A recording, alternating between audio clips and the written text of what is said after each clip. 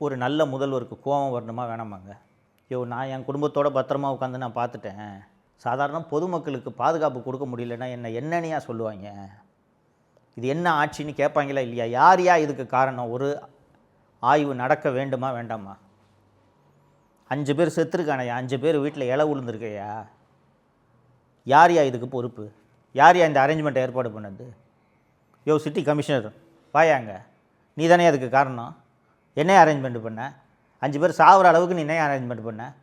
Public secretary வாங்க, chief secretary வாங்க, fire service director வாங்க, கேட்டு இதில் ஒரு 2 பேரை சஸ்பெண்ட் பண்ணியிருக்கணுமா இல்லையா? ஒரு 2 அதிகாரிகளை, இதற்கு காரணமாக இருந்த 2 அதிகாரிகளை பணி இடைநீக்கம் செய்திருந்தால் அந்த அதிகாரிகளுக்கு தானாக அச்சம் வந்திருக்குமா வந்திருக்காதா? இதுபோல் இந்த நெரிசல், கள்ளச்சாராய சாவு, இது போன்ற மோசமான சட்டம் ஒழுங்கு சம்பவங்கள், இது போன்ற சம்பவங்களுக்கு காரணமான அதிகாரிகள் மீது கடுமையான நடவடிக்கையை எடுத்திருந்தால் கரூரில் விஜய் அவர்களோட கூட்டம் நடந்தப்போ 41 பேரை சாக விட்டுருக்க மாட்டாங்க. ஏன்னா 5 பேர் செத்ததுக்கே 5 அதிகாரியை சிஎம் சஸ்பெண்ட் பண்ணிட்டாரு.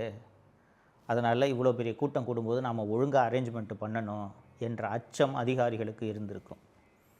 கள்ளச்சாராய சாவு, இன்னொரு நிகழ்ச்சியில் நம்ம விரிவாக அந்த கள்ளச்சாராய சாவை பற்றி பேச போகிறோம்.